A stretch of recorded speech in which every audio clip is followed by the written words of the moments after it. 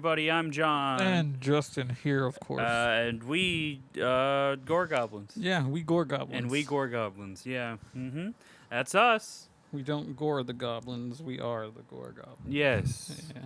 Yes, we are. Because goblin lives matter. So all right, buddy. So anyway, we... don't squish them when you see them. So anyway, we we are we're here to work talk today. about...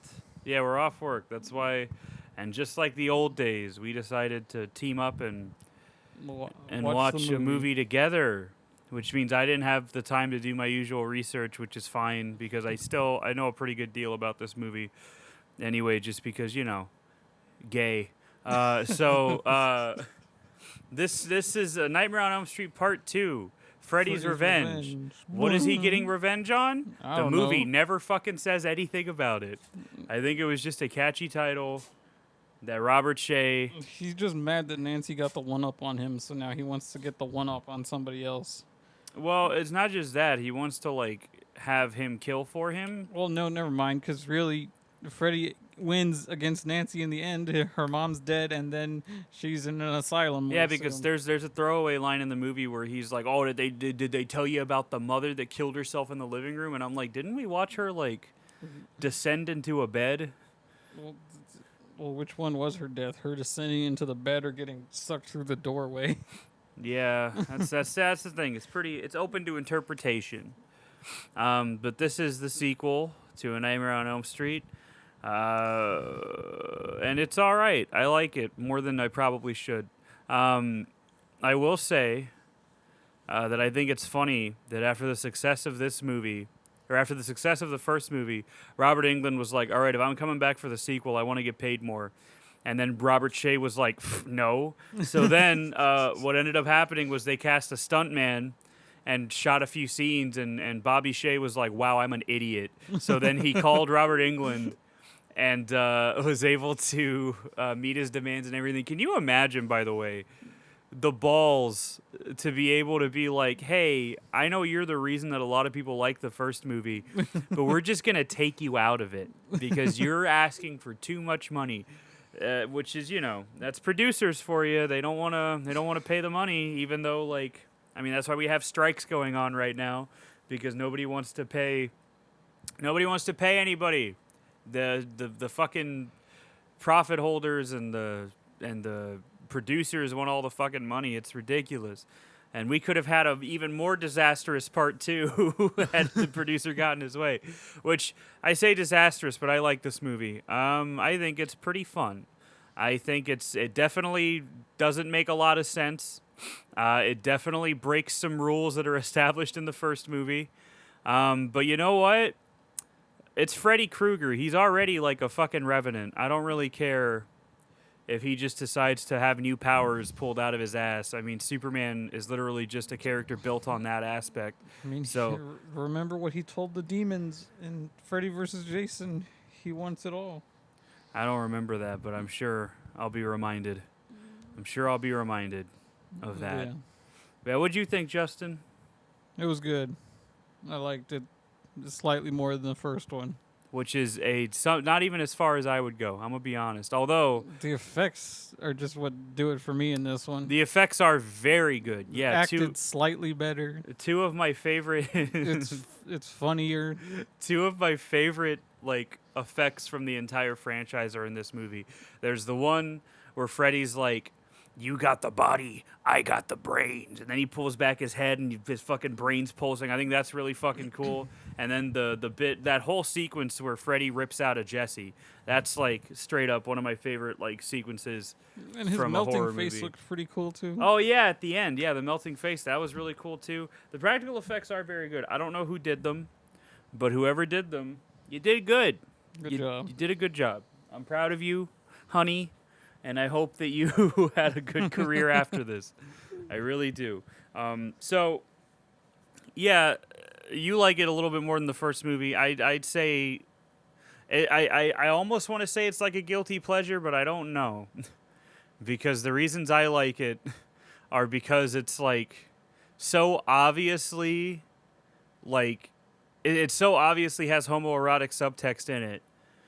but for some reason the director is like, and I think the producer too, are both like, no, no, it's not. But then you watch the movie and you're like, all right, come on, come on.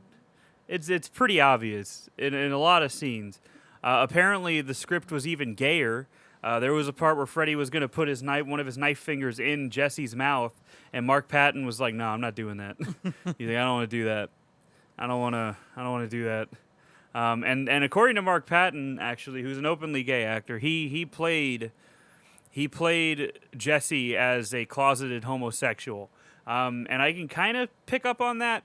There's also something to be said about how this franchise twice decided to have a openly gay actor play straight, and it's really weird because that it happened twice. Because you have John Cameron Mitchell in Freddy's Nightmares, and then you have which also the same episode of that has Freddy making a Burger King pun, which is just.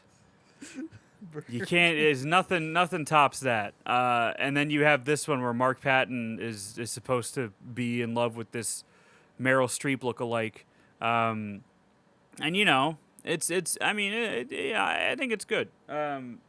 Obviously, I like the effects a lot, and then you know the gay subtext is there. It's definitely there. I just don't. I don't know why they won't just own up to it, because it was definitely there. Yeah, I mean, you got the whole idea of yeah, Freddy like trying to get into him and like, oh, you're gonna kill for me and all this other shit. Trying to get inside my body. There's a lot of weird like tension between him and Grady that like just isn't touched on at all. That was his last name. I thought that was his actual name. What? Because when he was getting killed. And his dad was trying to open the door. He kept calling him Ron. Oh, Grady was his last name, man. Yeah. Damn, dude, I didn't even know. Ain't that crazy? Ain't that some crazy shit? Yeah. My man had a Smiths poster in his room. There's no way he was straight. So, so yeah, I mean, it's definitely there. You have that whole scene between them where it's like, oh yeah, someone's trying to get inside of me. Yeah, and she's waiting for you at the party, and you want to sleep with me? Yeah, I think he does, honestly. So yeah, and then you have like the weird like gym coach that's like that just loves to punish twinks. That's like his job. He really likes to make them suffer. And I guess he's also a pedophile too, but that's besides the point, because Freddy kills him. Whatever he was doing at that bar. Yeah, he was hanging out at the bar just because, you know, he's very clearly a gay man. But he likes teenagers, which isn't cool. And I'm gonna pretend that that's why Freddy kills him, not just because Freddy's like. It wouldn't have been something if Freddy was like, oh, kindred spirit, and then they like teamed up. Wouldn't that have been something? Like, he's like, oh, we could punish twinks together. Like, can you fucking imagine? Well, that would be a completely different movie. That would be a completely different fucking movie. But yeah, he gets killed, and you know it's cool. The effects are good. Also, Mark Patton screams like a girl a lot. Which is why... A lot. That's the only way he screams. Which is like I think that's why he calls himself like the first male scream queen, along with Justin Long, as we all know. Because he's been in a lot of horror movies, like Jeepers Creepers and Barbarian. And that's Tusk. the only two I can think of. Tusk. I forgot about Tusk. There's a good reason for that. Because I don't fucking want to watch that movie. Anyway, so yeah, he's you know, he's the first male scream queen, and I think he's pretty alright. He does pretty alright. He has some pretty bad line reads. Like there's that one where he walks into the room and he's like, "Good Lord, it's as hot as an oven in here," and I'm like, "Man, you really believed that, didn't you?" Like that was excellent line reading. He was distracted by something that day. He had to be. But yeah, he screams like a girl. But to be fair, so does Ash in Evil Dead 2, and that's one of my favorite parts of that movie, is when he's in the cellar, and Henrietta comes up and she's like, "Oh, who's in my fruit cellar?" or whatever the fuck she says, and then Bruce Campbell just lets out the girliest scream I've ever heard in my life, and I love it so much. What a king, what a king! I love Bruce Campbell. He's my boy. But apparently I was reading that Brad Pitt apparently auditioned for Jesse, and so did Christian Slater, which is weird. I can't picture that at all. No. Like fucking Mr. Robot himself just playing a closeted gay man. I can kind of see Brad Pitt, but I think he would have been too handsome if I'm being honest. He's a little too good looking to play like the role of like a dorky teenager, you know what I mean? No. But it worked out, I think. But yeah, there's a lot of gay subtext. I mean, he goes to a gay bar. Like, how can you have that scene and be like, "No, there's no subtext. There's nothing. There's nothing. I don't understand." The whole stripping the coach and then whipping him with a towel shit. Whipping his ass like 3 times. Yeah, like what the fuck? Like, come on, dude. It's obvious. Like, it's so obvious. And I'm sure we'll go more into that because there's a section on the Wikipedia page called homoerotic subtext. So I'll definitely read that and be like, yeah, dude, it's obvious. This is one of those gay. This is one of the gayer horror movies up there with like Scream and the latter half of the Chucky franchise. They're all gay, all of them. Horror in general is a very gay genre, I feel, just because a lot of queer people flock to it for whatever reason. I think it's because it's like subversive, and queer people like a lot of subversive stuff, myself included. Subversive. That's why I like Irreversible, because it's subversive. That's why. Also because it's really fucked up, and I just like fucked up movies. But that's besides the point. That's besides the point. I do, Justin. No. I do. Except August Underground. I'm not watching a snuff film, all right? I'm not doing that. Yeah, don't watch that movie. I'm not watching a snuff film. I'm not going to do that to myself. But yeah, this one, I think the acting is a little better, like Justin said, just a little bit. Because when I rewatched that first one, I was like, man, I love Heather Langenkamp, but boy, is she really scary. That's why. Is she really phoning it in on some of these line reads? But it was the 80s, Who cares? It was 1984, I think, is when the first one came out. 84. And then 85 was the next one. This one, if you will. Yeah. I don't even remember who directed this one. Who fucking... A gay dude. I don't think that's true, Justin. I thought it was. I swear I remember that from the documentary. Directed by Jack Shoulder. Known for his work in the horror film genre, notably Alone in the Dark, A Nightmare on Elm Street, 2 Freddy's Revenge, The Hidden, and Wishmaster 2. Some real fucking gems in there, let me tell you. Wishmaster 2. Wishmaster 2. Jesus Christ. Let me see. Yeah, it doesn't say anything on the Wikipedia page about him. He's still alive, though. So that's good for him, I guess.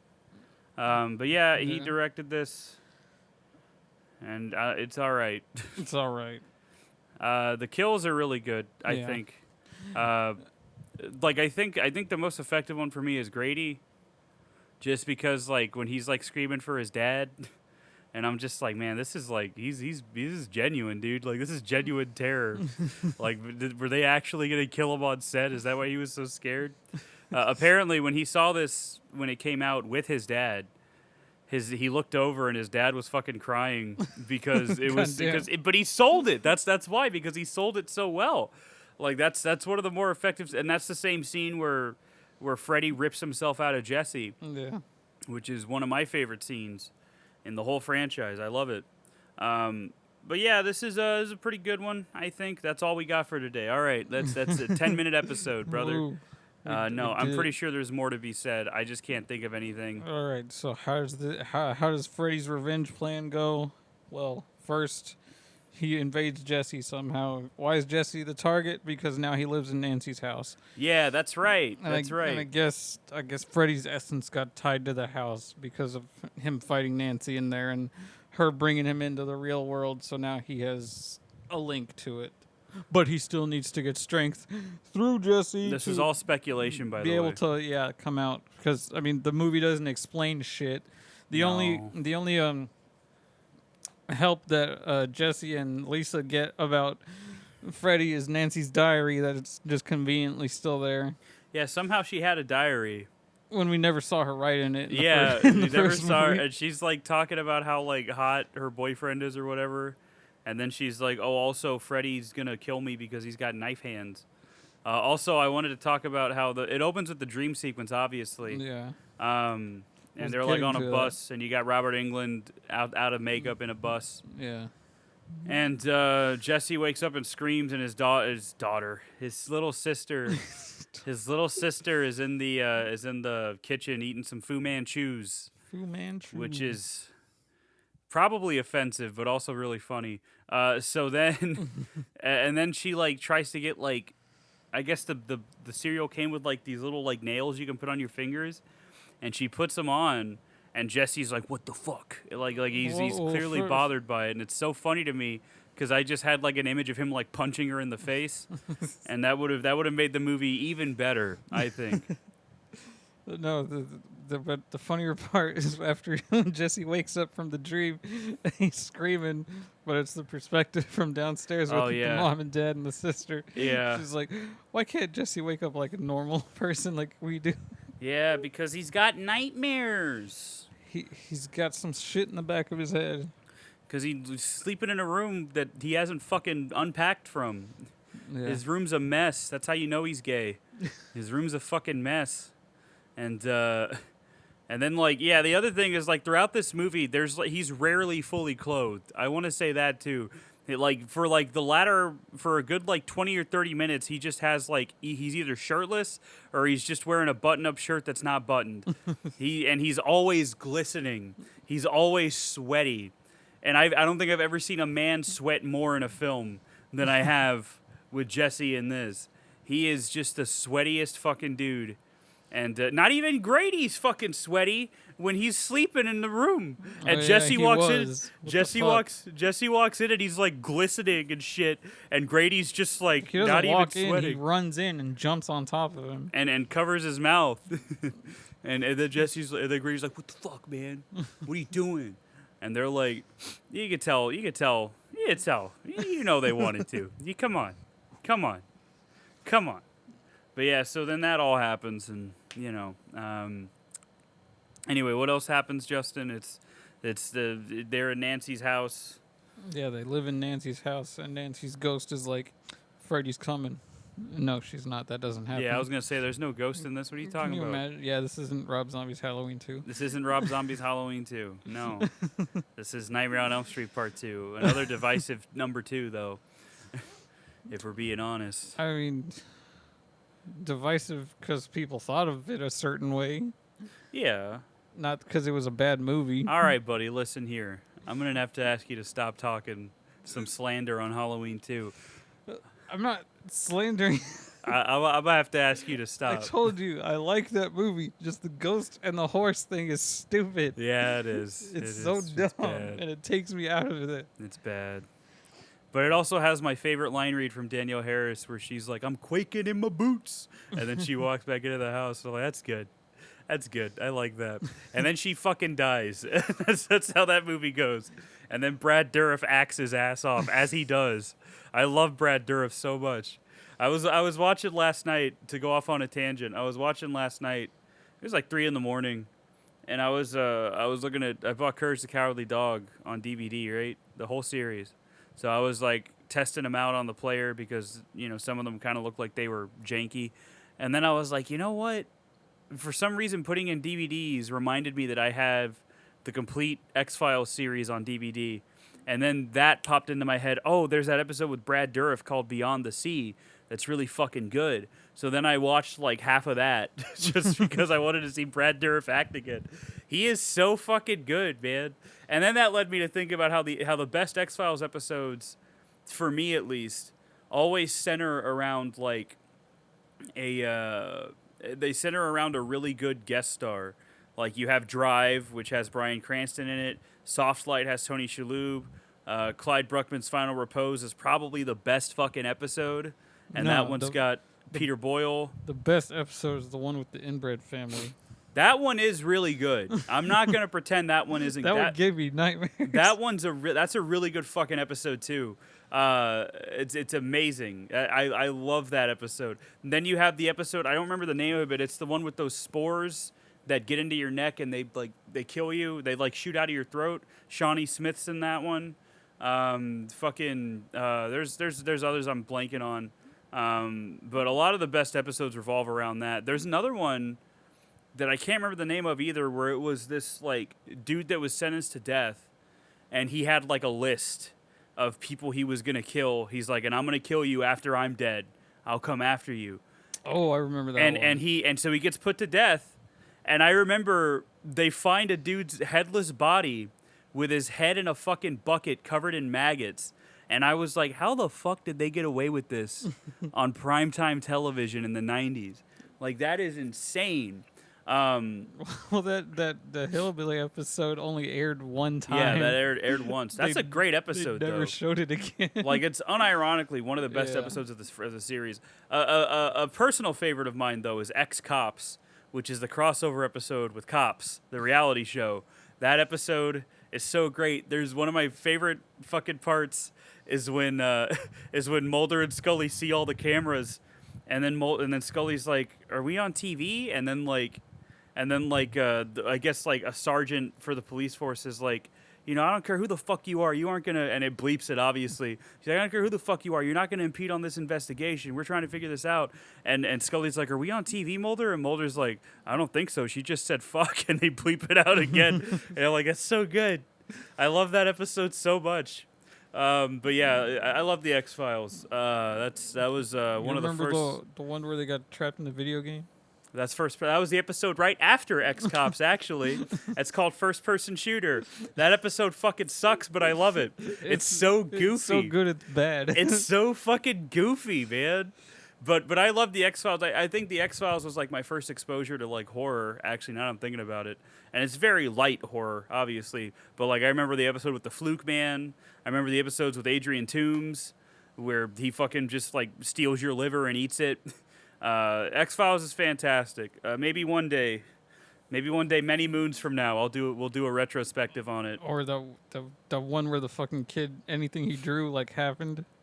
I think I remember that one. He drew the bugs in that one woman's stomach. Yeah. You could see them crawling around. The grossest episode was an episode called Too Shy, and it's an episode where this like dude has like a deficiency where he has to feed on plus-sized women that are hookers. So what he'll do is he'll go to a chat room, lure them in, and he'll find them. And the reason it grossed me out is because he'll spit up like this fucking bile, and it like melts them so he can get to their nutrients. And I was like, oh, that's gross. That's gross, dude. Man, now we're gonna go home and watch it. X-Files. I love that fucking show, man. It's so good. I've been meaning to rewatch it, but it's like 200 and something episodes, and they're all 45 minutes to an hour long, and I don't have that kind of time anymore. But yeah, Beyond the Sea is one of the best episodes because of Brad Dourif. That, like I just watched even like that first little monologue he gives is so good, dude. He's such a good actor. I love Brad Dourif. But yeah. Anyway, that's my tangent. Some other top quality media I'm looking forward to. Stop it. Stop talking. Oh, you know what I'm gonna say? No, but stop talking. Slaughterhouse. All right, listen. That seed I showed you was fucking gold. How does he move that fast? He's a sloth. He's a killer sloth. IGN gave that the same rating as Starfield. 7. they gave so to IGN, Starfield is of the same quality as Slaughterhouse. which is hilarious to me. Which is also funny because if you read the blurb on Starfield's IGN review, it sounds like they hate it and they give it a 7 out of 10. And I just think that's funny. Like they'll know people are gonna be mad if we give it a lower score. They already were mad. Like, that's the thing, man. Is people, but is it even that good? people live and die by those fucking Bethesda games. I don't know. I haven't played it yet. I hope I like it because I like sci-fi, but I don't know. It depends on how it's executed. I'll find out. It's on Game Pass. I don't have to spend money on it. I'm good. I'll just fucking try it out. I already have it preloaded, actually. I just have to play it when it comes out. But anyway. No, you gotta play Armored Core. Anyway, back to the past, Samurai Jack. Where were we? We were at so yeah. Jesse's like goes to school or whatever in this fucking shit ass car he's got that doesn't have a key ignition. He just kind of like flips a switch and presses a button, and it's weird. Yeah, I don't know. And then Lisa's like, "Aren't you afraid someone's gonna steal your car?" Then what did he call it? Something dinosaur. Did he call it the danger dinosaur? Because if he did, that's stupid. But I accept it. No, I don't think he said danger dinosaur. Okay. The dumb dinosaur. No. Anyway, his car's a fucking old piece of shit. And then he goes and he's playing like softball. They're all playing softball for some reason in these fucking short shorts because it's the 80s, and men were more willing to look like hot pieces of meat back then. As opposed to now where it's like, oh, I'm not gay. I'm not going to wear short shorts. All right, buddy. Yet they sag their pants past their ass. Yeah. Well, it depends. It depends on the type of guy. But yeah, some of them do. But then, speaking of sagging pants, Grady goes after Mark at one point, or Mark Patton, Jesse at one point, and pantses him. And Jesse's wearing a jockstrap, obviously. And you just see his bare ass, and there's a girl that was talking to his girlfriend, and she's like, "What a nice ass." And I was like, they're not even together. She just likes him. They weren't even together? No. My man really was in the closet. All right, so that's why she was trying so hard. Yeah, that makes sense.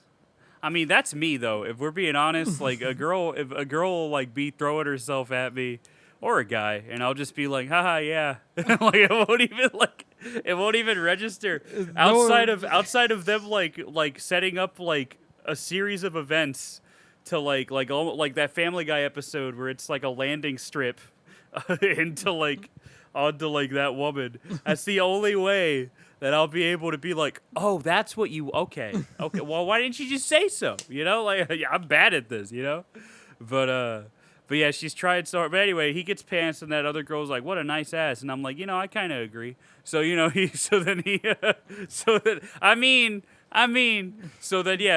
gets tackled or whatever, and then they fight, and then the coach comes and breaks it up, and then he makes them plank, I guess. Yeah.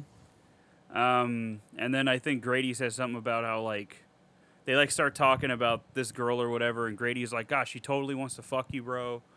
And then he's like, "Yeah, I guess." And then he's like, "How long do you think he's going to make us do this?" And he's like, "I don't know, man. It's probably till night because he gets his rocks off to this because he's a sick fuck. That's what he is." Yeah. And then what happens next, Justin? I don't remember. I think you get another nightmare sequence with Jesse because this movie moves kind of quick and slow at the same time in some parts. I don't know. This pacing is kind of weird. Yeah, it definitely didn't feel like it was only... How long was this movie? It was not that long, but it didn't feel... It felt like it was going along. It definitely felt stop. longer than 87 minutes. Yeah. What a picture. I don't remember the nightmare. See, I hate it. I just fucking watched it, and I can't remember it. That's what I'm saying. That's part of why I had it. I changed it. Or that's part of why we changed it, because I talked to Justin about changing how we do things. Because I found that when we watched it together, we bullshit too much, and then we forget about it. And if we watch it separately, we kind of let it simmer in our brains for a little bit, and then we can kind of have a fully formed opinion on it, right? Yeah. But so I feel like that works better. But I figured since we were both off, and Justin lives closer to me now, I figured, fuck it, let's just watch it together. But it's more enjoyable doing that. It's a lot of fun. It's a lot of fun. The movie while we watch it. It's a lot of fun bullshitting during the movie. Yeah, a lot of terrible jokes that you'll never hear.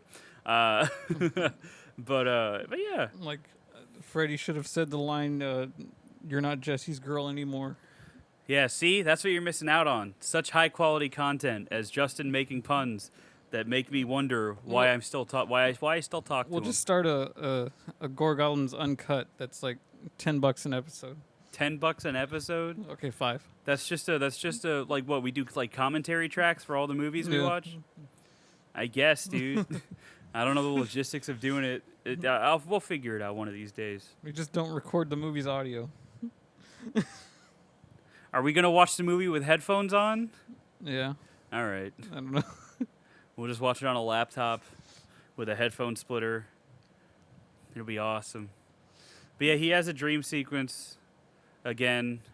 I don't remember what it is, but he wakes. This when he wakes up and his room's like melting? And yeah, he's I like, think so. and he like goes down. Well, this is also after the scene, I think, where he cleans his room. One of the best scene in the movie, where he cleans his room to some '80s fucking pop song, and it's like a scene out of 16 Candles, or The Breakfast Club. And it's great. It's great. He he uses his butt to fucking push in a drawer. He's playing with like this little like pop toy. What the fuck is that? It's like a ball that you pop out, but he's like got it on his dick and he's like moving it around and then he pops I don't know it. what that was. And I'm just like, how could you direct that scene and be like, yeah, that's straight? How could you do that, huh? How could you do that? Anyway, yeah, he does that. He has a dream where shit's melting. He goes outside. He sees Freddy in the furnace, and then he goes downstairs and he sees Freddy, and then Freddy's like, "Oh, I'm gonna touch you. I'm gonna caress your face with my knives, and then I'm also gonna be like, you got the body, I got the brains, and then one of the Yep. coolest practical effects ever is gonna happen." You know, I liked and I didn't like the Freddy makeup in this one. I was gonna say, you notice he looked different, right? His nose looks too fucking big. Well, it's not just that. Like his cheekbones are like real, like. He looks like thick. I think the makeup guy was talking about how he wanted him to look like a male witch, which is ironic because in Freddy's Dead, he is a witch for a little bit Yeah. in one of the dreams. But also, this is Robert Englund's least favorite movie in the franchise, which is surprising because Freddy's Dead exists, and it's not good. Well, maybe he's basing it on how much fun he had in the Okay. movie. Also, Robert Englund was fully aware of the homoerotic subtext, and he even would talk to Mark Patton about like, how far do you want me to go with this caressing scene, and then also he was like, he tried to play into it more. Like that's why Freddy's also like weirdly like more seductive than usual, especially with Jesse. Really playing into that child murderer aspect. Yeah. So yeah, good movie. Ooh, what happens next, Justin? It's a lazy Monday. It's a lazy Monday. What the fuck happens next? See, that's the thing, is we just can't remember. I know there's a bird that explodes at one point. Yeah, the bird scene where it's like, that's when Jesse gave his great line delivery. Man, it's hot as an oven in here. Yeah, like they put the towel over like the bird cage, So that the birds would think it's dark so they can go to sleep. and then one bird kills the other, and then the other bird starts flying around and attacks his dad, and then it explodes. How'd you feel if you have to go up to somebody and say, I got attacked by a parakeet? Yeah, and then an exploding parakeet though. Yeah. So maybe it's like the bombs in the Serious Sam 2 game. The one Yeah. that nobody wants to talk about. Yeah. Yeah, something about twos and people not liking them, huh? Halloween 2, the other Halloween 2, Halloween Kills. Oh no, don't say Halloween 2 is bad in that group that I follow. Oh, They'll attack you. yeah. It's always the second Like part. I'm trying to put neutral opinions on that group and be like, I don't hate any of these movies. They all have something decent about them, but All right. these are my least favorite. Even ones. part 6? I like the killing. I'm going to kill you, Justin. Like that's fine. I'm going to kill you. but it's lower on the list. Is part 6 the one where he like grabs that dude's head and like fucking snaps it in half or something I think when he's so. trying to kill Jamie? Or what's her name? Was it Jamie? No, What's the name of the fucking I don't remember the name of the woman. No, the name of the character. Danielle Harris in part 4 and 5. Oh yeah, Jamie. Okay, yeah, when he's trying to kill Jamie in part 6 and he grabs that like security guard's head and just like fucking like snaps a vertebrae out of his neck or something, and I'm like, what the fuck is this, man? He was super powered. Obviously. Or like that guy's theory that I was reading earlier. The mask is what's giving him powers because Halloween 3 is tied to all the other movies. No, it's not. There's a dude that believes that. John Carpenter's gonna find that man and murder him personally, because John Carpenter did not want Halloween 3 to be associated. Oh my god. Oh my god. Greatness. I forgot what the point we were trying to make was now. I'm just thinking about everything I Oh, read. that twos are weird. Oh yeah, twos are weird. So, you know, I don't know. I don't get it. I don't get it either. You either don't want it to, or you get forced into making it and it's bad, or you make it and it's all right. In some See, cases. I like this too. Because the exploding bird, and then there's like that pool scene. There's that part where like Jesse starts making out with what's her name, Lisa. And then like his tongue turns into like a gross ass fucking Courage the Cowardly Dog looking ass tongue, and you know he was going after it though. He was hungry until he wasn't, and then that's when he goes to see Grady. And then Grady's like, bro, what the fuck? And then that's when Grady dies. Yep. And then the pool party happens, which I think it's like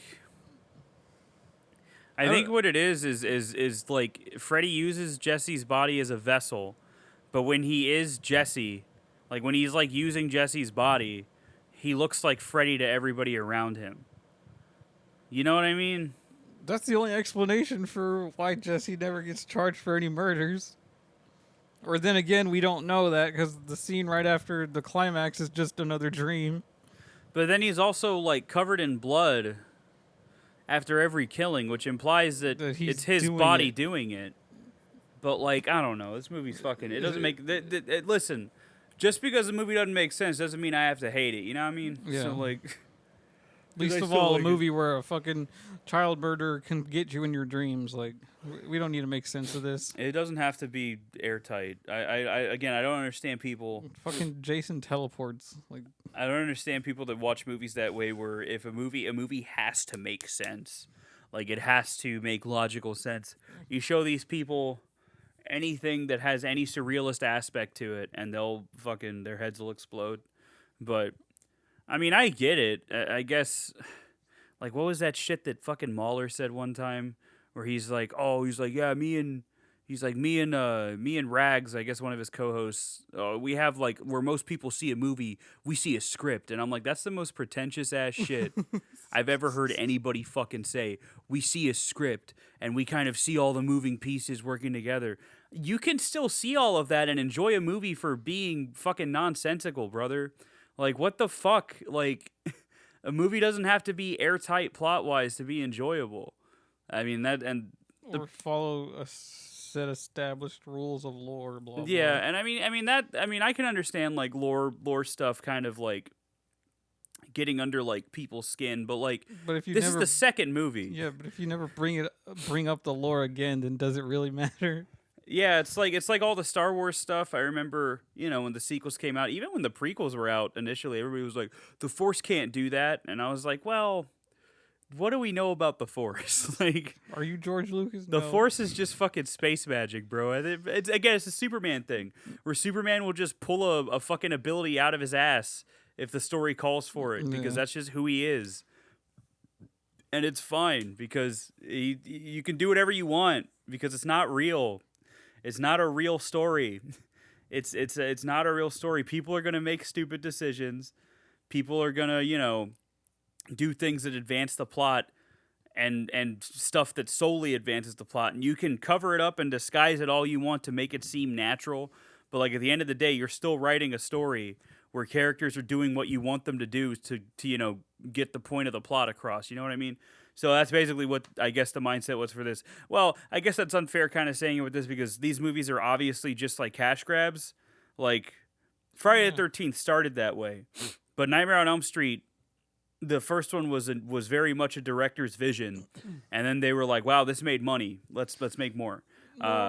And only two other movies in this franchise adhere to a director's vision, and one of them doesn't even really have Freddy Krueger in it. So you want to talk about breaking rules, but that's unfair of me because that movie is supposed to be like a meta examination of I guess that movie. I don't fucking know. I think he just wanted to be sneaky, and he was. And then he made Scream, all four of them, and then 5 and 6 came out after he died. R.I.P. to a real one. But yeah, I don't know. I like rules getting broken like that never really bugs me, just because it's like it's not real, man. It's not a real story.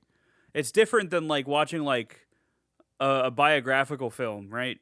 Mm-hmm. And them just like blatantly changing things to fit like they taking liberties to take liberties so that way it can be more dramatic or whatever. That bugs me more than some fucking dream man being able to manifest himself in the real world all of a sudden. I think the only person that has a right to be upset about that is Wes Craven, because Wes Craven created him. That is the only person that I believe has a right to be upset about it.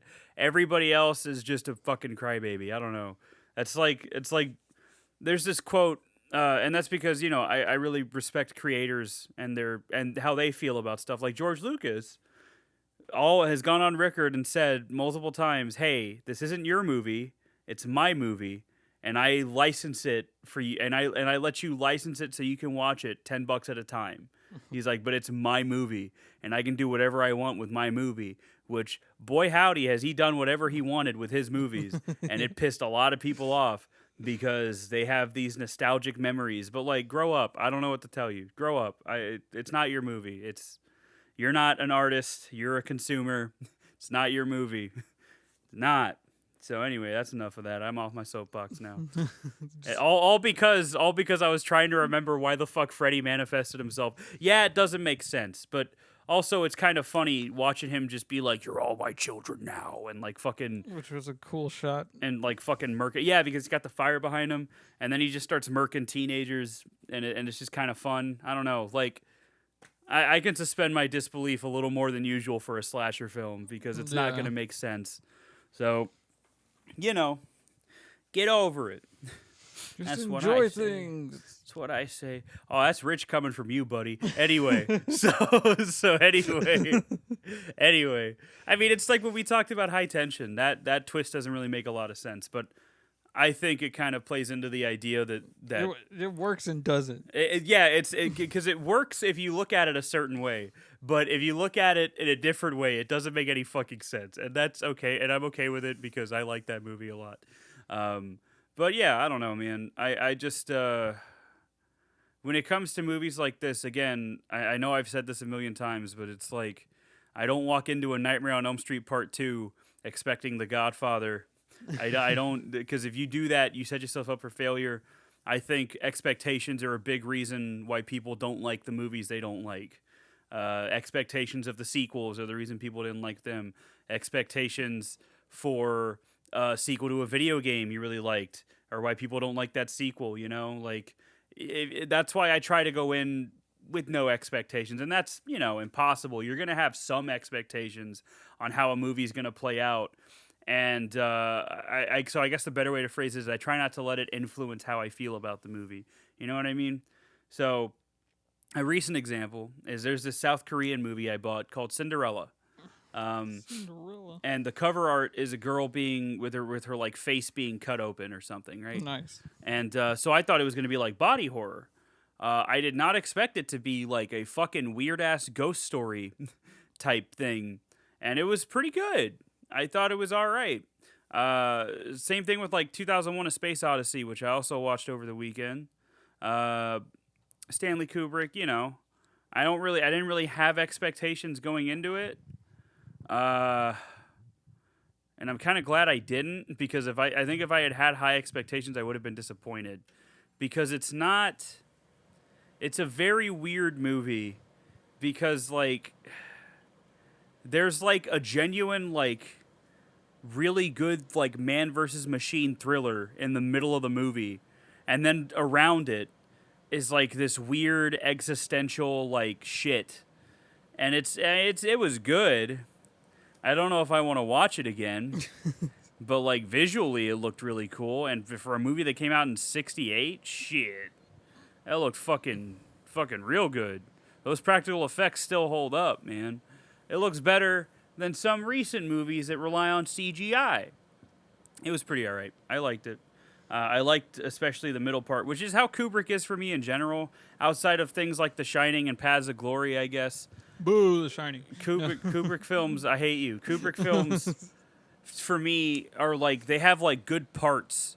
Because like Full Metal Jacket's a great example.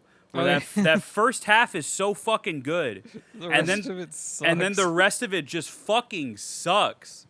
Like, I know what he's going for, but I don't like it.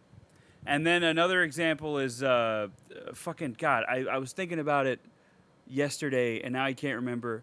But there's another movie where it's the opposite, where it starts out really slow, and then by the end of it, you're like, oh, okay, I get it. And I guess The Shining can kind of fall into that, but I just like the oppressive like atmosphere of The Shining as a whole, where I think I can overlook its like pacing, because it's just got like this sense of dread from the start with that fucking score, and I love it so much. But yeah, Kubrick's always been weird for me, where like, you know, Paths of Glory I think is my favorite Kubrick movie, and then, you know, The Shining's really good. But then you have examples like Full Metal Jacket that are just like, I'm good. Like that first half, and again, because that first half is so well done, it's like a really good character. You got really good character arcs in that. Let me fucking look up his fucking filmography, because it's gonna bug me. It's gonna bug me if I can't think of that second fucking movie. God damn it. You know what movies I've been watching again? What have you been watching again? Saw. Oh, really? Why? Because 10. Oh, yeah, that is coming out, isn't it? But I wonder, at what point did people stop watching those for the plot and just to see how they would one-up the traps? Because the first two movies, the plot and story are really fucking good.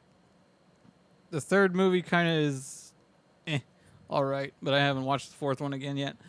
Oh, it's still next, but I just wonder that if most people were sticking to them for plot, or were just wanting to see how the traps would be one-upped. I think like with most horror movies, especially American horror movies, it's probably the latter. I don't think, because the plot, you want to talk about a nonsensical plot. Yeah. With how many times that series has retconned itself, shit. Like there's moments that happen, and then like 4 movies later, you're gonna find out that Amanda was in the room with him, and it's like, what the fuck are you doing? And then Amanda's gonna be in Saw 10. And that's supposed to take place in between like 1 and 2. I don't fucking care. It's fun. It's nonsensical fun. I don't know. Again, it's like with this. It doesn't make sense that Freddy can come into the real world and kill people that are awake, but who cares? I like. It's a fun little scene. I won't say it's a good scene, but it's a fun scene. It's a fun little scene where a lot of people die. And then after that, I believe Freddy teleports away. He like he fire phases through he revenant portals. That's what he did. Yeah. Yeah, like Scorpion. Yeah. From Mortal Kombat. He's just Scorpion. And, I mean, he is a revenant, so yeah, that makes sense. So then, yeah, he goes to his boiler room factory shit where he used to kill kids, and Lisa gets there, and there's, like, these 2 dogs with, like, baby heads, and I forget about that shit every time I watch the movie. I don't like it. They look creepy. And then Lisa goes into the factory or whatever, and then she, like, starts hallucinating. Because the way I see it is, like, Freddy just, like, manifested himself in the real world through Jesse, so that's why he's able to like make all this weird shit happen. So like that's why Lisa like thought there were like bugs on her bite mark and shit. Yeah. the bite mark she got from Freddy, which I thought was kind of funny. Yeah. But yeah, and then she gets up there and Freddy's like, "Oh, fucking Lisa, I'm dying," or whatever. And then like she stabs him or something, right? And then like he gets wounded. Tries to, and the knife doesn't go in him. And then he's like, "I've suffered a grievous wound." And then that was while Freddy was still at the house before he went and slaughtered the pool party. Yeah. Anyway, yeah. So then but then he's like pleading to her for some reason. No, it's Jesse. Oh, Jesse speaking through Freddy. Yeah, That's right. It's like, just help, kill me. And then she kisses him. She kisses Freddy. She really wanted that. She really wanted it from Jesse. And then you get full penetration. I'm sorry. If she was willing to kiss Freddy just to get Jesse back. I mean, I guess. She was just like, this is perfect. I can make jokes about that song for the rest of our lives together. Yeah, and then Freddy's like face Melts. In a For cool some effect. reason, he can't take positivity in life, so he just dies. Yeah. Yeah. We've all been there, huh? And then so then that happens, yeah, and then his Jesse's face comes out of it. He hatches out of it like Sigourney Weaver did in Ghostbusters, where she hatched out of Zool again after he died. Bro, I haven't seen the first Ghostbusters since I was a kid. I don't remember a fucking thing about that. Talk about a movie that's ingrained in my memory, that one. Yeah, I believe it. I guess that's your Terminator 2, huh? Because that's the movie that's ingrained in my head. I still remember almost everything from Terminator 2. Like I'm playing it in fast forward in my brain right now. Like that movie is stuck in my head. Dark Fate's better. No, I need your Dawn of Fate is just or what is it? Dark Fate. It's just Terminator 2 again. No, That's all it is. It's fine. It's fine. It's fine. It was dumber than 2, but it was trying to be 2 again, is how I should have said it, because it was really trying to be 2.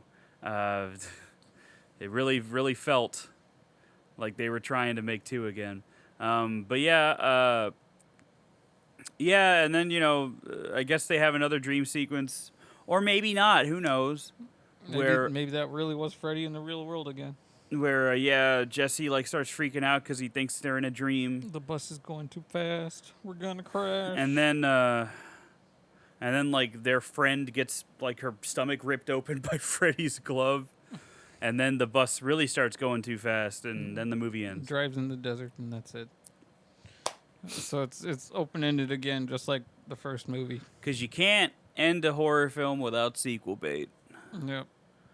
Unless it's Scream. You can do it with Scream, but you can't do it with anything else. Because I don't think there's a single Scream movie that has sequel bait. I don't think so.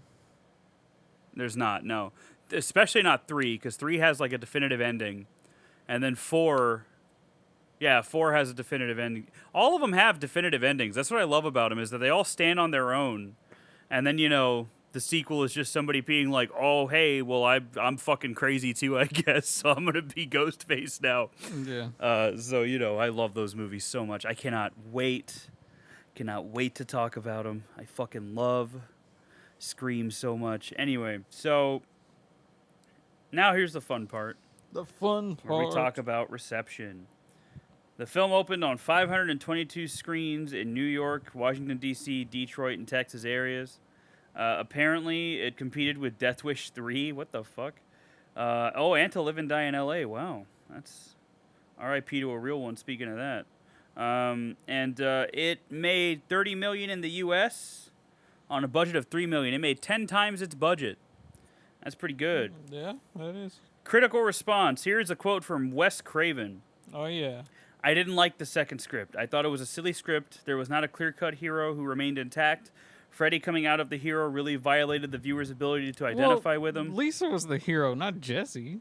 That's what I feel. Yeah, I feel like Lisa, but like that's the thing, is it sets Jesse up to be the hero. Yeah. And then Lisa kind of like, clocks in after a certain point. I suggested they make the girl across the street the hero, which would have been Lisa. I thought it would have been much wiser to make her the central character. I also thought they brought Freddy too much into the realm of reality and put him in situations where he was diminished. You want Freddy to be always threatening and overpowering. And when he's running around a swimming pool with a bunch of teenagers who are all bigger than he is, it starts to look really silly. So that's Wes Craven. he can say that. I'm going to let him say that because he created it. So he has a right, I think, to be like, yeah, I don't like what they did with my character, you know? So, you know, I get it. But I think anybody else complaining about it is a big old baby. So anyway, critical reaction to the film was mixed upon release, with some criticism in comparison to its predecessor, obviously. Janet Maslin of the New York Times praised the film, saying that it has clever special effects, a good leading performance, and a villain so chatty he practically makes this a human interest story. What the fuck does that mean?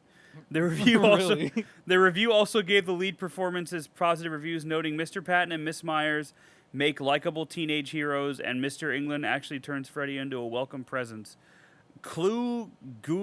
Gulager and Hope Lange have some good moments as Jesse's parents, and Marshall Bell scowls ferociously as the coach who calls his charges dirt balls and who's eventually attacked by a demonic towel. Way to spoil the movie. Demonic towel. Demonic? That was Freddy, dude. Variety gave the film a positive review, saying episodic treatment is punched up by an imaginative series of special effects. The standout is a grisly chest burster set piece. In a negative review, people called the film a tedious, humorless mess. Yeah, well, you're People Magazine. I don't know what to tell you. On review aggregator Rotten Tomatoes, the film has an approval rating of 42% based on 31 reviews. The site consensus is an intriguing subtext of repressed sexuality gives Freddy's Revenge some texture, but the nightmare loses its edge in a sequel that lacks convincing performances or memorable scares. Yeah, the subtext is definitely there. You could see Freddy wanting him to kill people, I guess, as his homosexual urges, but like, I don't know if that's problematic. I don't know, because AIDS was going on at the time, so that feels a little bit in poor taste. Just a little bit. But, you know, metaphors. Sometimes they're good, sometimes they don't age well. And I don't think this one aged very well. Homoerotic subtext. This is a lot of paragraphs. Oh my god. All right, this is... Film commentators have often remarked on the film's perceived homoerotic theme, claiming its subtext suggests Jesse is a repressed homosexual. They note in particular the scenes where he encounters his gym teacher at a fetish club. Was that a fetish club? I guess there was a bunch of leather daddies in there. Yes.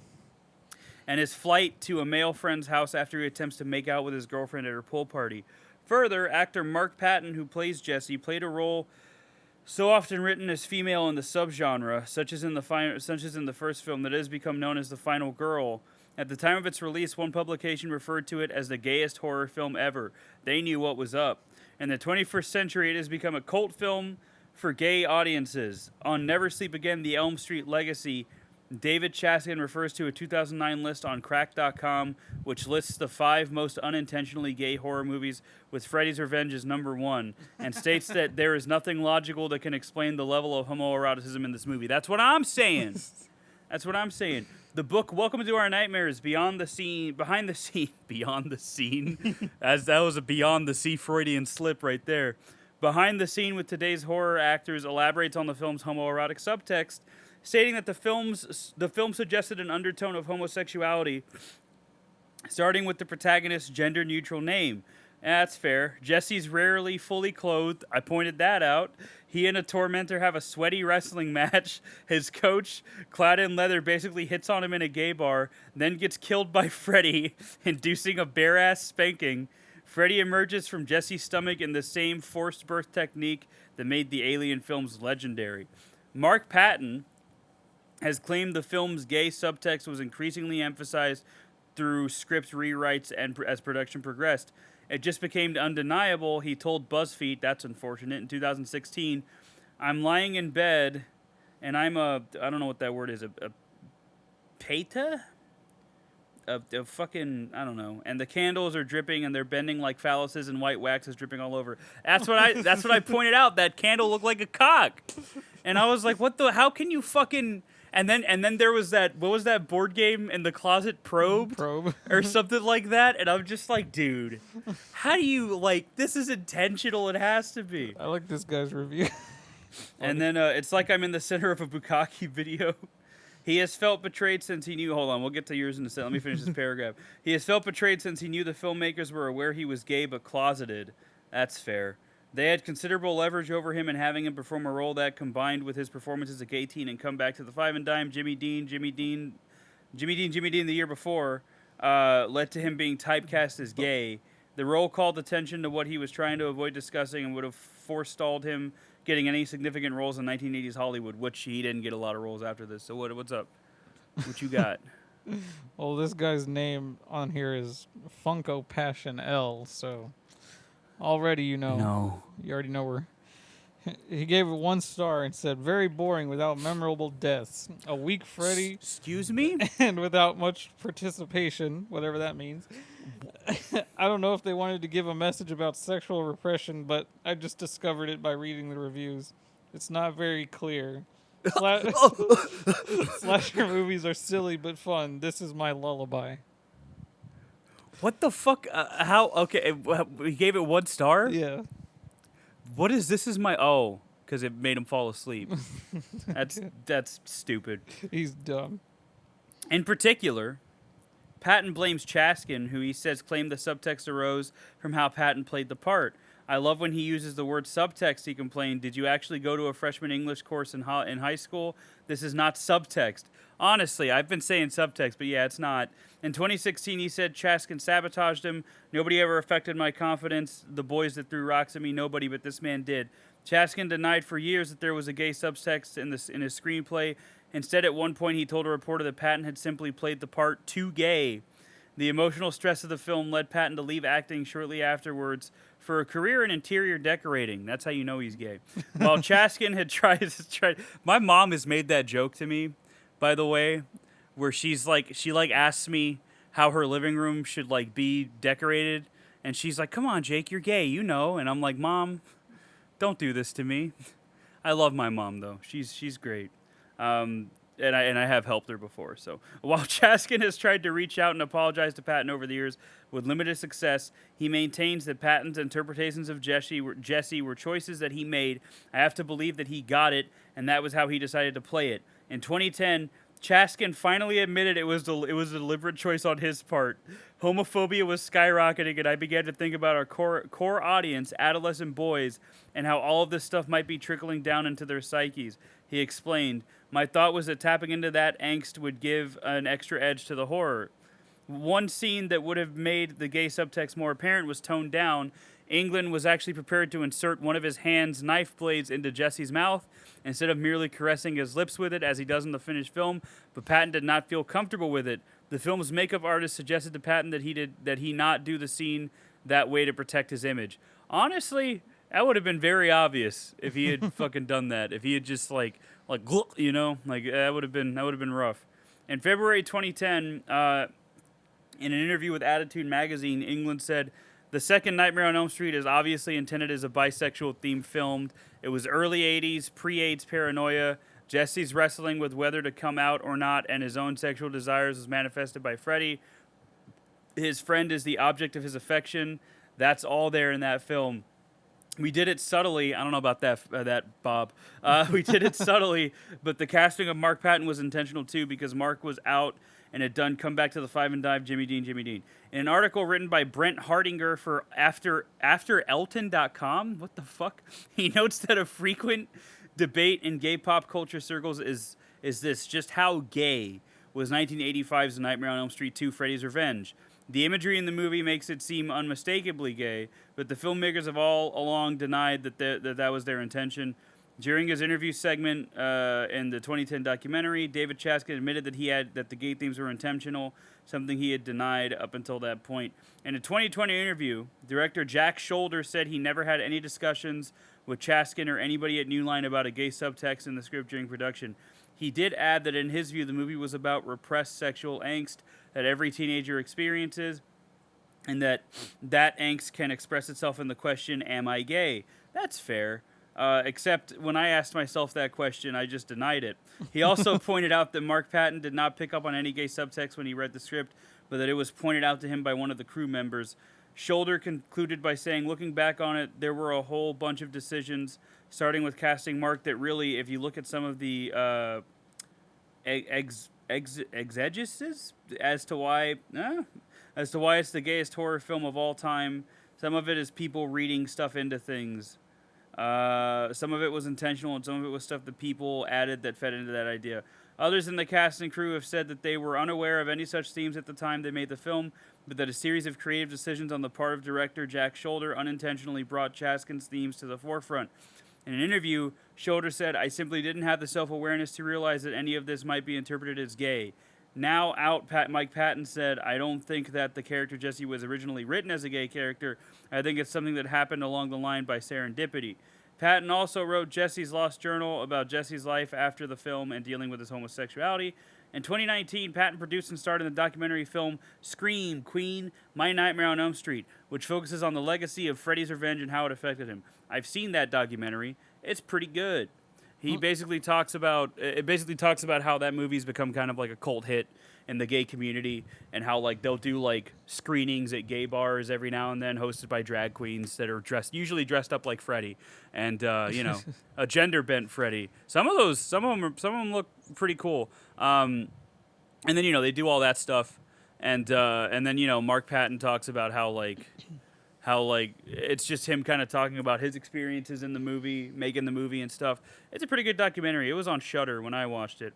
Anyway, time to look at really bad IMDb reviews. How many of these are going to dip into homophobia? We'll find out. Coconut Kung Fu 30704 Coconut Kung Fu said, "I want revenge on this movie.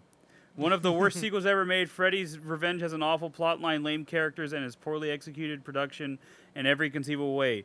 Good thing Dream Warriors came along after this and saved the franchise. 1 out of 10. Dream Warriors is a banger. I'm gonna be real. I don't see how Freddy gets revenge," says Fep_3000. The hard to please critic. This dude branded himself on a fucking IMDb interview in November of 2003. 2003. A Nightmare on Elm Street Part 2. Well, first of all, let me say this movie sucked a lot. The beginning shows a school bus going to nowhere, and then all of a sudden it is in the desert, and you hear Freddy laughing. Then the main character wakes up and realizes it's a dream. Then he keeps dreaming. Nothing happens except Freddy laughs. Then more into the movie, he kills a phys ed teacher. But wait, I thought he only killed kids in their dreams. But he killed an adult. In the real world, we get it, bro. Then all the kids are at this party, and Freddy comes, and none of them are dreaming. Then the most idiotic ending. The main character becomes Freddy.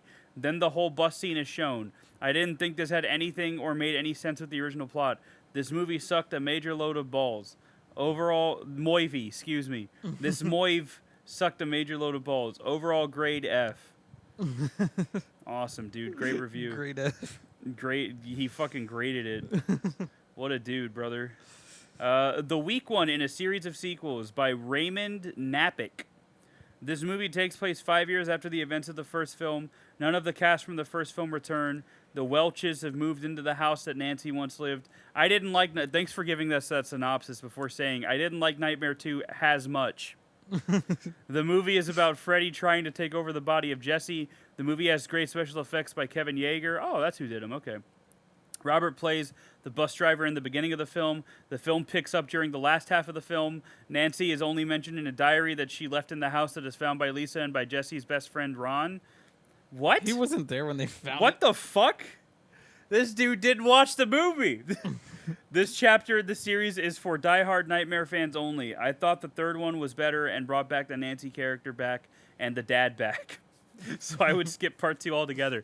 I guess some things never change in horror, where people really hate it or like really love it when a movie brings back a beloved character.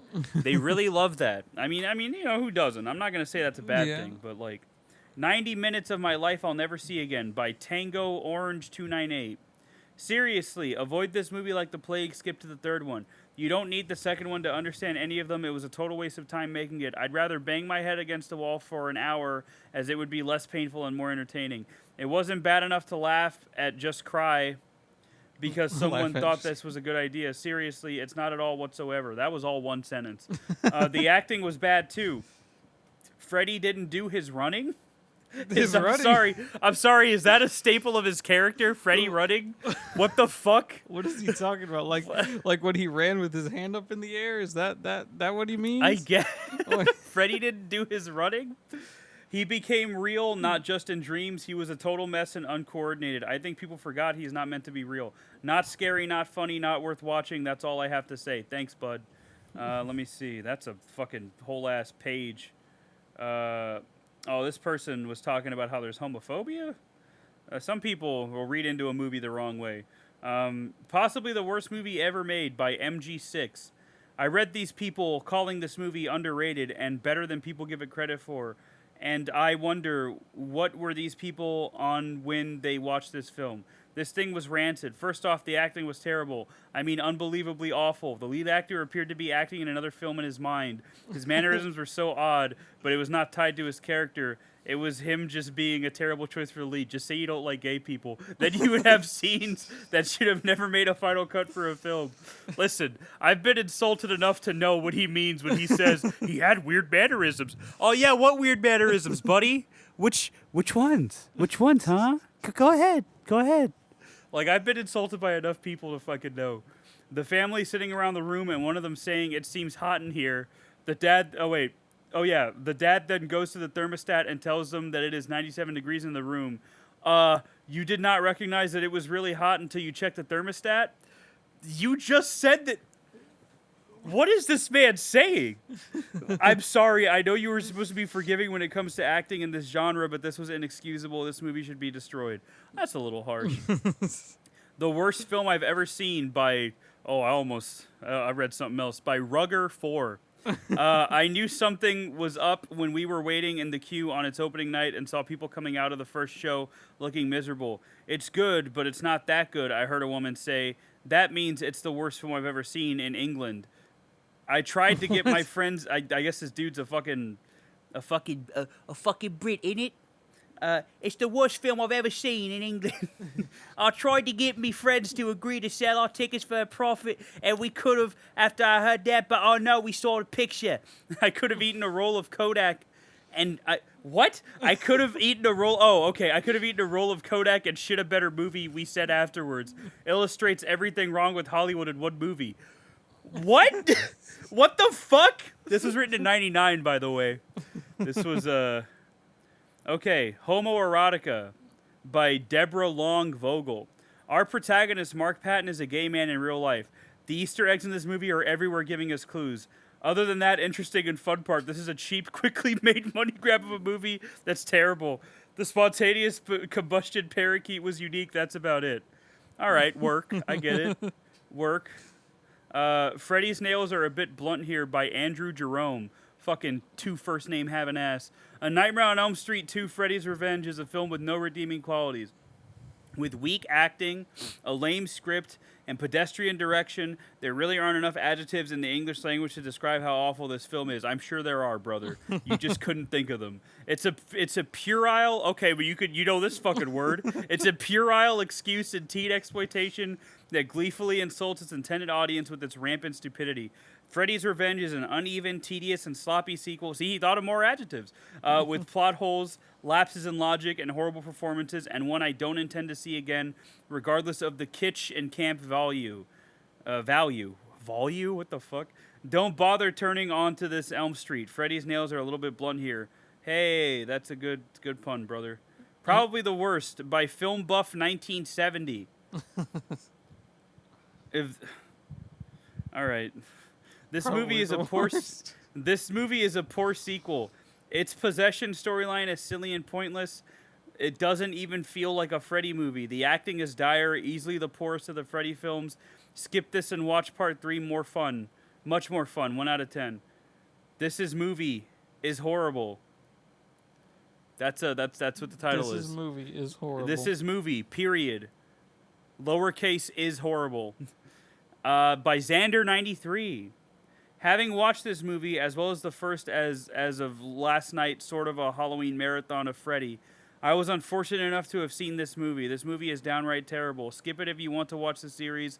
It throws all logic out the window and destroys all the ruse and boundaries that the first worked so hard to set. The continuity is just terrible. Freddy no longer controls everything in dreams. He is God. He can make, move, control anything and anyone, and can't die even when people are awake, and it has very awkward scenes. And once in the movie, not a spoiler, he gets out of bed and walks to a gay bar in the rain. Why? Just 'cause? He then gets sent to school by his gay SMN coach. SMN coach. He tried to say S&M, and he said SMN. Oh my god, to do laps and take a shower. Wait, what? Yes, this film is horrible. It will insult fans till the day they die, and is just not fun to watch, even in the sense of a movie so bad it's hilarious. It's just bad and unfun. This is a movie worth of a score of -1 out of 100. I hate this movie, and happy Halloween. I mean, -1 out of 100 isn't. I don't know. Worst thing I've ever seen, and I have seen some terrible movies, by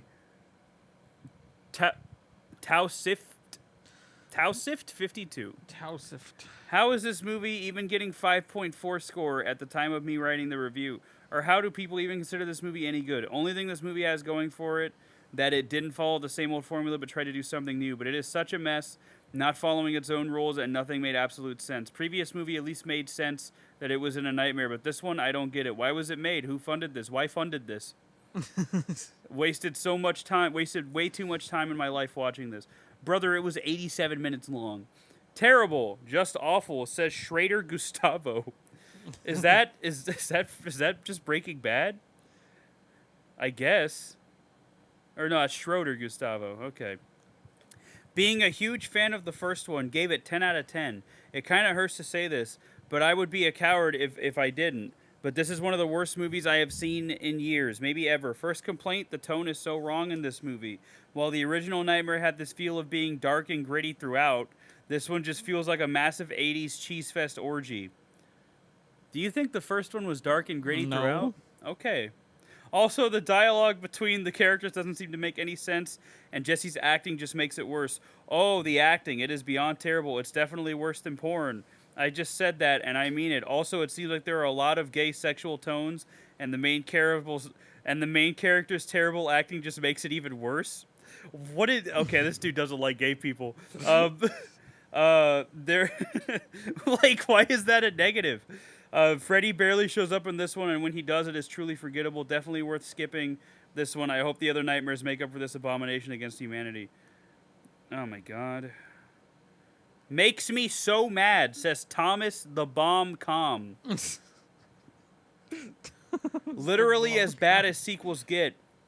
I love this franchise, but this film makes me cry how bad they ruined Freddy Krueger. It's trash. Trash. IDC, what people say about the build-up, the uniqueness, the homo whatnot. It's a terrible, unnecessary sequel that goes nowhere. Hold on a second.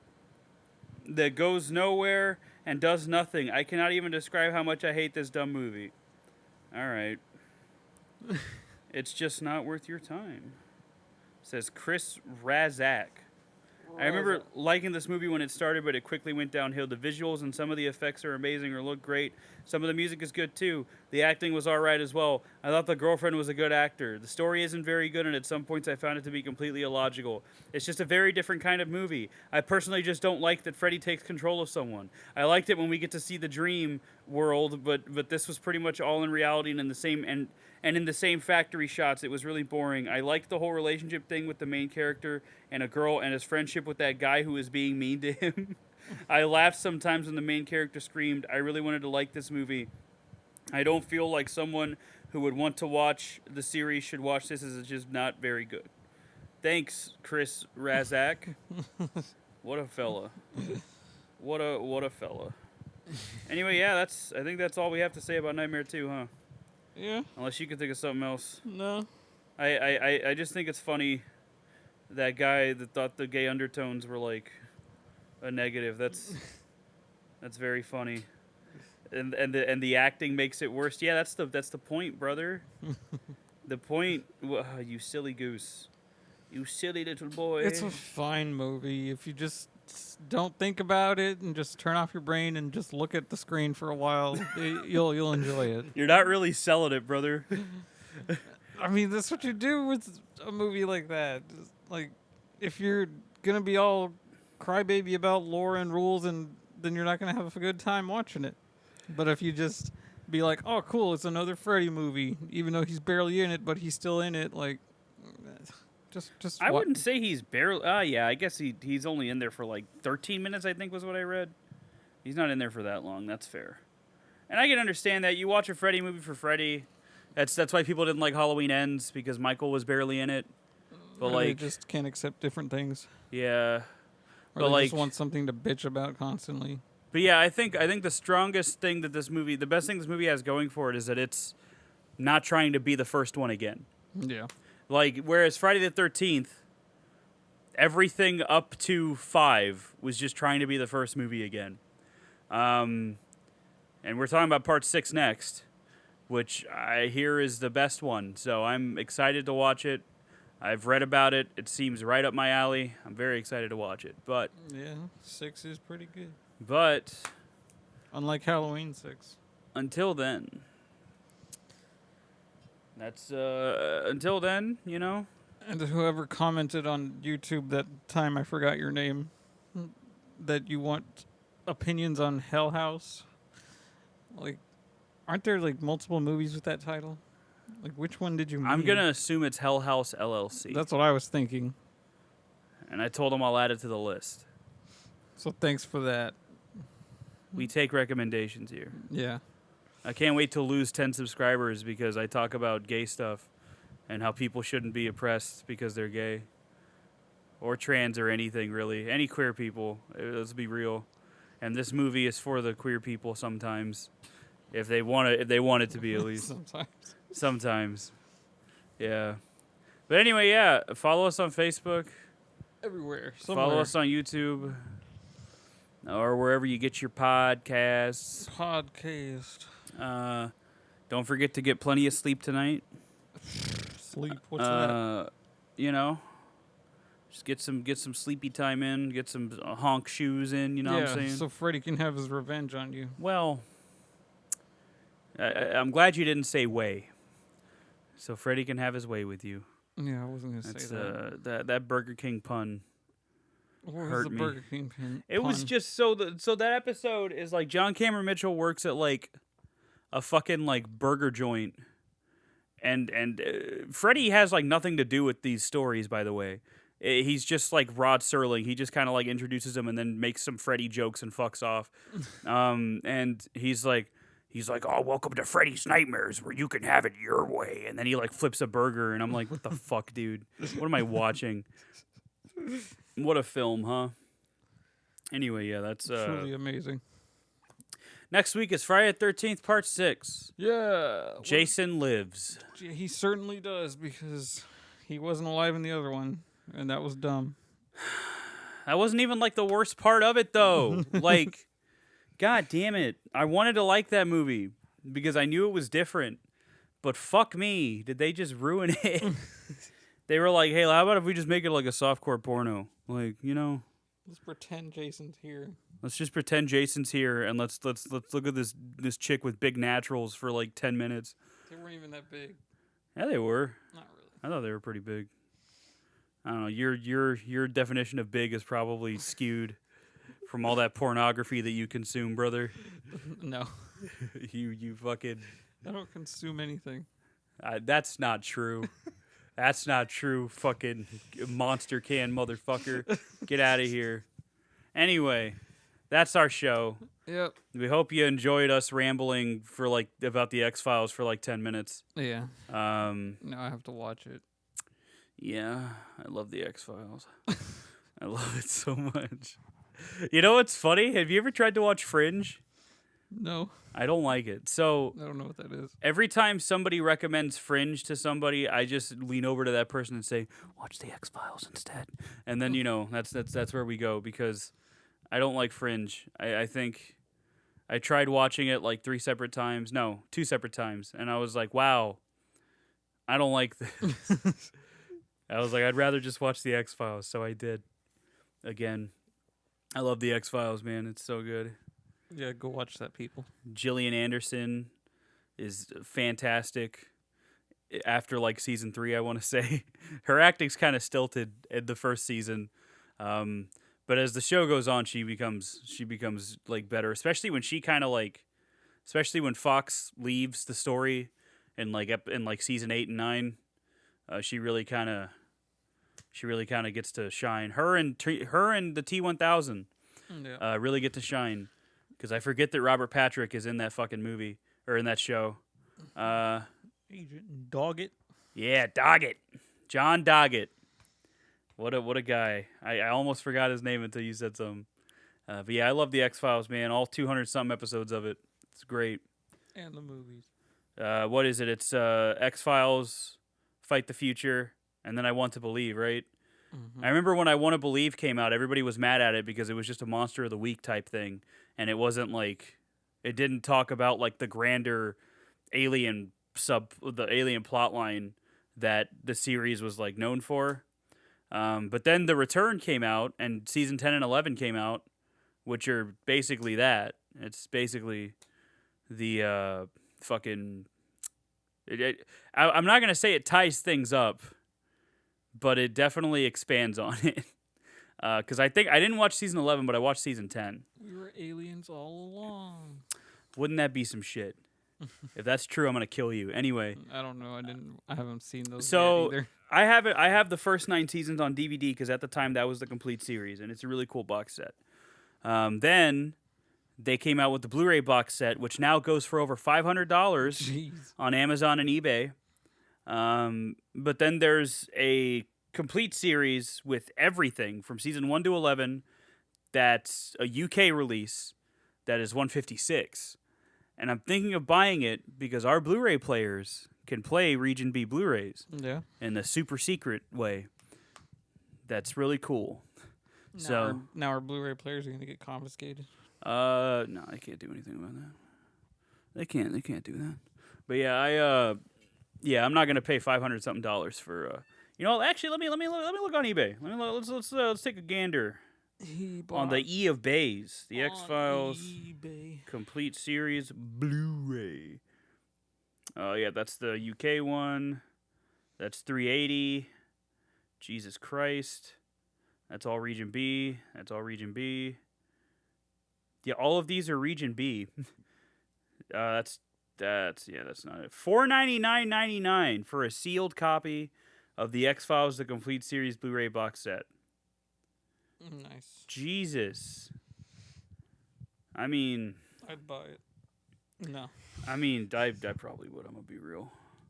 How much does the DVD box set go for right now? Because here's the thing.